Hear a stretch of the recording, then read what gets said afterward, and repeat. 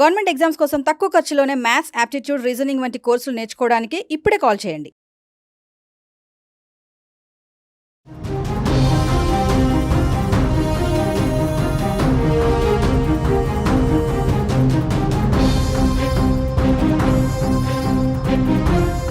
నమస్తే, welcome to our channel. ప్రస్తుతం మనతో పాటు ఉన్నారు అనలిస్ట్ రామకృష్ణ గారు. సార్తో మాట్లాడదు. నమస్తే సార్. నమస్కారం అమ్మా. సార్, ట్రంప్ బాధ్యతలు చేపట్టాక చాలా మార్పులు వస్తున్నాయి. ఆల్రెడీ ఎన్నికైనప్పటి నుంచే కొన్ని రెస్ట్రిక్షన్స్తో రావడం అయితే మనం చూసాం. మరి ఇప్పుడు బాధ్యతలు చేపట్టాక H1B visa, birth right, citizenship, మరి ఇవన్నీ కొంచెం టెన్షన్గానే ఉన్నాయి. అంటే మన వాళ్ళు అక్కడికి ఇప్పుడు వెళ్ళొచ్చా, అక్కడ ఉన్న వాళ్ళ సంగతి ఏంటి, వెళ్ళే వాళ్ళ సంగతి ఏంటి, వెళ్ళాలనుకున్న వాళ్ళ సంగతి ఏంటి, ఒక్కసారి వీటన్నిటి గురించి. అయితే ఇంతకాలం ఏమవుతుంది అని స్పెక్యులేషన్స్, ఊహాగానాలు అవన్నీ అంటే వాటన్నిటికి తెరబడింది. సంతోషం. రాగానే ఇదేదో సినిమా ఇంట్రడక్షన్లో హీరో వస్తాడు చూడండి, వచ్చిన వెంటనే దడ దడ దడ ఇంట్రడక్షన్ ఫైట్ ఎలా ఉంటుందో ట్రంప్ 2.2 ఆల్మోస్ట్ అలాగే ఉంది. ఎగ్జిక్యూటివ్ ఆర్డర్స్ పైన అసలు ఒకసారి దడ దడ దడ మీరు ఆ వీడియో కానీ చూసారంటే వాడు వచ్చి చెప్తాడు, ఇదిగో ఇది ఇలా ఉంది అంటే అంతే కదా, అసలు ఇది ఎందుకు ఉంది, ఇప్పుడు పోయింది, వెళ్ళిపో అని చెప్పేసి ఆయన చాలా అదే చెప్పే కదా, సినిమా ఇంట్రడక్షన్ ఫైట్ ఎలా ఉంటుందో అలాగే ఎగ్జాక్ట్లీ అయింది. పొలిటికల్ ఇంట్రడక్షన్ ఫైట్ అన్నమాట ఇది. ఆయన చాలా క్లియర్ ఉన్నారు, నేనేమనుకుంటున్నాను అవన్నీ నేను చేస్తున్నాను లేదా చేసి చూపిస్తున్నాను అన్నట్టుగా ఆయన స్టార్ట్ చేశారు. ఇందులో భాగంగా అదేదో అంటారు చూడండి, ఈ హీరో విలన్ కొట్టుకుని మధ్యలో కమెడియన్ చంపేసినట్టుగా ఆయన ఇచ్చిన ఎగ్జిక్యూటివ్ ఆర్డర్ అంతకుముందంతా ఆయన చెప్పింది ఏంటి, ఇల్లీగల్ ఏలియన్స్, ఎవరైతే అక్రమంగా ఈ దేశంలోకి వచ్చారో వాళ్ళని వెళ్ళగొడతాను, వాళ్ళ పిల్లలకి బర్త్ రైట్ సిటిజన్ చెప్పి ఇవ్వను అని ఎప్పటి నుంచో చెబుతున్నారు. సడన్గా ఎగ్జిక్యూటివ్ ఆర్డర్కి వచ్చేసరికి దాని ఇవి మారిపోయాయి, టర్మ్స్ ఆఫ్ రెఫరెన్స్. ఆయన ఏమంటాడు, ఇప్పుడు ఇద్దరిలో ఎవరో ఒకళ్ళు సిటిజన్ అవ్వాలి, ఇది మన తల్లిదండ్రులు ఎవరో ఒకళ్ళు సిటిజన్ అవ్వాలి, లేదా గ్రీన్ కార్డ్ హోల్డర్ అవ్వాలి, లేకపోతే బేసిక్గా అక్కడ వీసాదారులుగా ఉంటారు, వాళ్ళ పిల్లలు అలా ఉంటారు, they are still aliens only. అంటే మన ఏలియన్స్ అంటే ఆ సినిమాలో కాదు, బేసిక్గా వాళ్ళ టర్మ్ వాడతారు అనమాట. అంటే ఈ దేశపు నాగరికులు కాదు, పౌరులు కాదు, కాబట్టి వాళ్ళకి ఒక సిటిజన్కి ఉండే రైట్స్ ఇవి ఉండవని అర్థం. కాబట్టి ఇది మనం అర్థం చేసుకోవాల్సింది. ఇది చాలా పెద్ద షాక్ అనుకోవచ్చు. ఎందుకంటే కొన్ని లక్షల మంది గ్రీన్ కార్డ్ లైన్లో ఉన్నారు. సో మరి వీళ్ళందరి పరిస్థితి ఏంటి? ఎందుకంటే ఇప్పుడు ఇది చేసిన వాడు గ్రీన్ కార్డ్ ఇంకా కష్టతరం చేయడం అయితే నమ్మకం లేదు కదా, చెప్పలేము దాని మీద ఏం ఆర్డర్స్ వస్తాయో అది.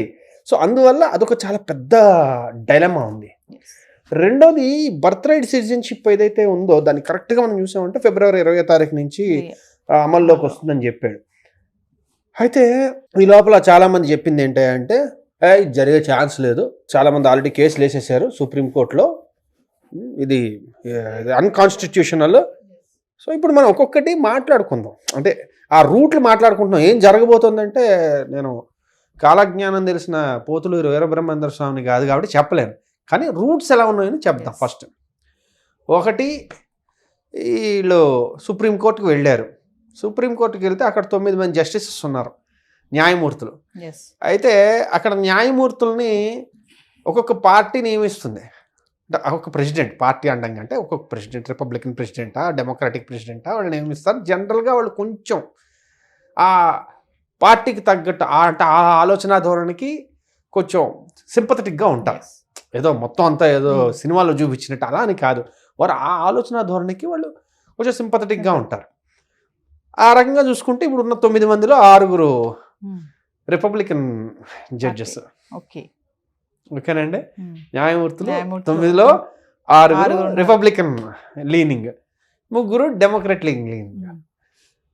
సరే వెళ్ళారు సుప్రీంకోర్టులో, వాళ్ళకే తీర్పు ఇచ్చారు. కరెక్టే, ఈయన ఇచ్చిన ఆర్డర్ కరెక్ట్ అన్నారు అనుకోండి, అంటే వాట్ ఎవర్ లీగల్ టెర్మినాలజీలో అయిపోయింది. ఇంక మనం ఇంకేం మాట్లాడక్కర్లేదు, చాలామంది పెట్టే బేడ సర్దుకుని ఇంకెనక్కి వచ్చేయాల్సి ఉంటుంది. లేదు వాళ్ళు ఇది కాదు చెల్లదు, ఇది ఓన్లీ ఇల్లీగల్ ఏలియన్స్కి మాత్రమే చెల్లుతుంది, వీళ్ళకి కాదు అన్నారనుకోండి, అప్పుడు దాన్ని ఆల్టర్నేటివ్గా వాళ్ళు ఏం చేస్తారంటే మనం ఎదురు చూడాలి. ఎందుకంటే ఇదంతా ఒక స్టెప్ బై స్టెప్ నడుస్తోంది. ఇప్పుడు ఆయన చెప్పాడు, పులి మీద పుట్టలాగా సడన్గా ఇది కొత్తగా వచ్చింది, వచ్చిన దాన్ని ఇది మనం ముందు హ్యాండిల్ చేయాలి. ఇది అక్కడికి వెళ్ళిన తర్వాత వాళ్ళు చెప్పిన దాన్ని బట్టి మళ్ళీ వీళ్ళు నెక్స్ట్ ఇంకేం చేస్తారో చూడాలి. సో ఇది ఫస్ట్ ఒకటి Yeah. లీగల్ రూట్లో ఎస్ అయితే ఒకటి, నో అయితే ఒకటి. సరే లీగల్లో రిజెక్ట్ చేశారు, అప్పుడు ఏం చేయాల్సి ఉంటుంది? ఈయన కాన్స్టిట్యూషన్ మార్చాల్సి ఉంటుంది. అంత ఈజీ ఏం కాదు అది. 2 హౌసుల్లోనూ 2/3 మెజారిటీ రావాలి. తర్వాత మొత్తం స్టేట్స్ అన్నిటి నుంచి ఆల్మోస్ట్ 4/5 ఆఫ్ ది స్టేట్స్ నుంచి మనకి ఇది రాటిఫికేషన్ రావాలి, which is like next impossible. The current political climate అసలు అది అయ్యే అవకాశం అసలు లేదు. సో అసంభవం అనొచ్చు. కాబట్టి అదైతే లేదు ఇంకా. సో ఏమైనా చేస్తే విత్ ఇన్ ది లీగల్ బౌండరీస్లో ఏమైనా మళ్ళీ చిన్న మార్పులు చేయొచ్చు. అది ఏదో ఉంది, when you can't convince confuse అని ఒకటి ఉంది. అలాగా ఇప్పుడు ఆయన వీళ్ళందరినీ అవుట్ రైట్గా క్యాన్సిల్ చేయకపోతే ఇంకేమైనా డీలే టాక్టిక్స్ ఏమైనా వాడడం వల్ల ఇప్పుడు అది వాళ్ళ చేతిలోనే ఉంది కదా. ఇప్పుడు నేను దాన్ని ఏమంటారు సిటిజన్షిప్ ఇచ్చేసాను, కానీ ఇలాంటి సిటిజన్స్కి ఇలా ఉంటుంది, మా సిటిజన్స్ ఇంకోలా ఉంటుందని ఇంకేమో తీసుకురావచ్చు. వాళ్ళు ఏవో బోల్డ్ ఉంటాయి వెరైటీస్. సో కాబట్టి ఎగ్జిక్యూటివ్ ఆర్డర్ ఏదైతే ఉందో దాని తాలూకు ఇంపాక్ట్ అనేది మనం మళ్ళీ వెయిట్ చేయాలి నెక్స్ట్ స్టెప్ కోసం. ప్రస్తుతానికి అయితే it's like very very dicey situation. చాలా కొంచెం అనిశ్చితత చాలా ఎక్కువ ఉంది. అందున ఆ దేశంలో అక్కడ స్థిరపడాలని అనుకున్న వాళ్ళందరికీ ఇది నిజంగానే చాలా పెద్ద శరాఘాతం. జెండర్స్ కూడా రెండే ఉండాలి, మెన్ ఆర్ ఉమెన్ అంటున్నారు. అంటే అది ఒక విచిత్రమైన పరిస్థితి. ప్రీవియస్ డెమోక్రాట్స్లో ఏమైందంటే చాలా విచిత్రమైన పరిస్థితికి వెళ్ళారు. వాళ్ళు ఏం చేశారంటే వాళ్ళ పొలిటికల్ ఐడియాలజీ నుంచి వాళ్ళే ఇంకా ఎక్స్ట్రీమ్కి వెళ్ళడం మొదలుపెట్టారు. ఆ ఎక్స్ట్రీమ్కి వెళ్ళడంతో ఏంటంటే చాలామంది విత్ ఇన్ డెమోక్రాట్స్ ఓన్లీ వాళ్ళు అసలు అయ్యే బాబు వీళ్ళేంటారా బాబు ఇలా మాట్లాడుతున్నారు, ఇలా ప్రవర్తిస్తున్నారు, ఈ వైపరీత్యాలు మేము తట్టుకోలేమని చెప్పి ఇండిపెండెంట్గా కానీ రిపబ్లికన్గా మారిన వాళ్ళు చాలామంది ఉన్నారు. కాబట్టి ఇది కూడా అందులో ఒక భాగం అనమాట. సార్ ట్రంప్ తీసుకునే నిర్ణయాలతో అంటే మన ఇండియన్స్కి వచ్చేటువంటి లాభాలు ఏంటి, నష్టాలు ఏంటంటే ఒక్క మాటలో ఏం చెప్తారు? అలాగే చెప్పడానికి లేదు. ఎందుకయ్యా అంటే లాభాలు చెప్దామా అంటే ఆయన ఎప్పుడు ఇండియన్స్ అనే దృష్టితో చూడడం, మనం అది గమనించాలి.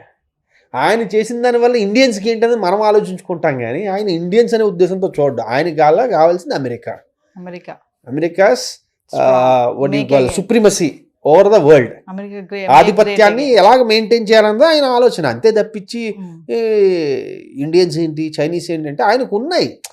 ప్రతి దేశం మీద ఆయనకు కొన్ని నిర్దిష్టమైన అభిప్రాయాలు ఉన్నాయి. ఆ అభిప్రాయాల పరంగా వాళ్ళతో ప్రవర్తిస్తాడు. అందుకని మిగిలిన దేశాలను పట్టించుకోవడానికి చెప్పట్లా, కానీ ఆయన ఆలోచన ధోరణి ఎప్పుడు అమెరికా పరంగా ఉంటుంది. కాబట్టి ఆయన రాయి సిరితే మన మీద పడుతుందేమో అని మనం భయపడాలి తప్పించి ఆయన ఇండియన్స్ చూసి రాయి సిరడం అనుకోవడం తప్పు అంటున్నాను. ఈ బర్త్ రైట్ సిటిజన్షిప్ తీసేయడం అనేది పెద్ద ఎఫెక్టే కదా సార్? మేజర్లీ చూసుకుంటే ఇది ఒక రకమైన స్కామ్ లాగా కూడా ఇంతకుముందు ఒకసారి అనుకున్నాం. ఒక పెద్ద స్కామ్ లాగా కూడా ఈ బర్త్ టూరిజం అని చెప్పేసి ఒకటి నడిపించారు, చెప్పినట్టున్నా ఇంతకుముందు ఒకసారి అక్కడికి వెళ్ళి కనడం. సో దానికోసం స్పెషల్గా ఇవి ఉంటాయి అన్నమాట ఏజెన్సీలు. సో మేజర్లీ మెక్సికన్స్ ఇండియన్స్ వీటిని బాగా వాడుకున్నారు. సో అందువల్ల ఇది ఇంకొకటి ఏంటంటే ఈ సిటిజన్షిప్ రావడం ఏంటి అంటే అదొక ప్రెస్టీజ్ పాయింట్ కూడా అన్నమాట. చాలా మంది ఆ ప్రెస్టీజ్ కోసం వెళ్తూ ఉంటారు. ఏదో వాళ్ళు ఉండేది ఇండియాలోనే ఉంటారు, అంతా చేస్తుంటారు, కానీ మా అబ్బాయి అమెరికన్ సిటిజన్ తెలుసా అని చెప్పుకోవడానికి అదొక ఫీలింగ్, ప్రెస్టీజ్. అంతే. Thank you sir. ఓకేనమ్మా.